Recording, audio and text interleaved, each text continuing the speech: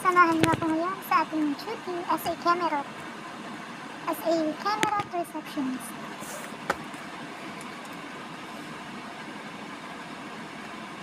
Cheers to the one chicken. Cheers to the one.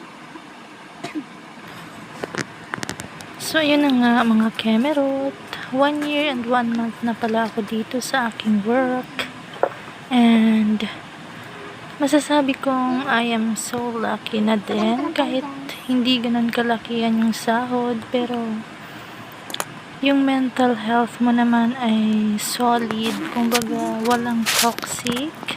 Kasi pag uwi mo ng bahay, wala ka nang iintindihin na trabaho. Chill life ka na. Then, pagpasok mo naman dito, walang mangingialam sa'yo kasi mag-isa lang ako dito sa area. Tapos, pag may mga dumadating na visitors or clients, yan, smile, good morning, good afternoon, Kemerut. And then, pag may mga tumatawag, asking general questions, syempre, sasagutin natin ang accurate information. Pero pag hindi na natin carry yung question or di natin saklaw, charing, pwede nating i-transfer to the right person ang kanyang call. So, diba, ang saya-saya ng buhay, Keme. Pero may downside din yung ganitong trabaho. Kasi di ba nga, marami kang free time, kumbaga. So kung ano-anong pumapasok sa isip mo. Minsan darating din sa point na nakakatama din pala yung ganitong trabaho. Pero di ba, saan ka makakahanap ng ganito? Kahit na special holiday, buo pa rin yung bayad,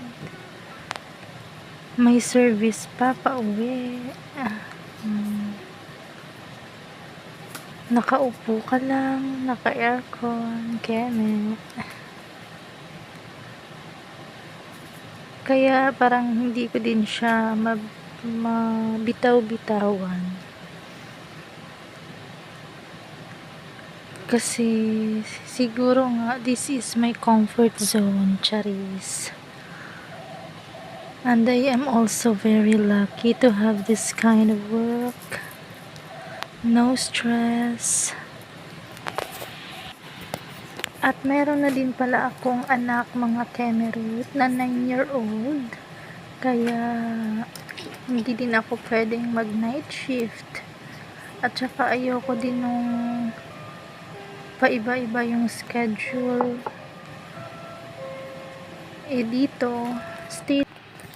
Dito kasi mga Kemerut, steady lang yung schedule.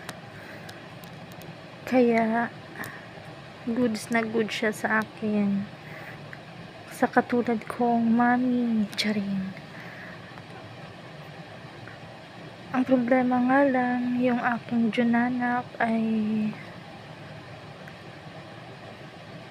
mga 1 hour lang naman siya, walang kasama. And then, yung aking jusawa ay isang security guard. So, shifting schedule siya. 15 days pang umaga and 15 days pang gabi.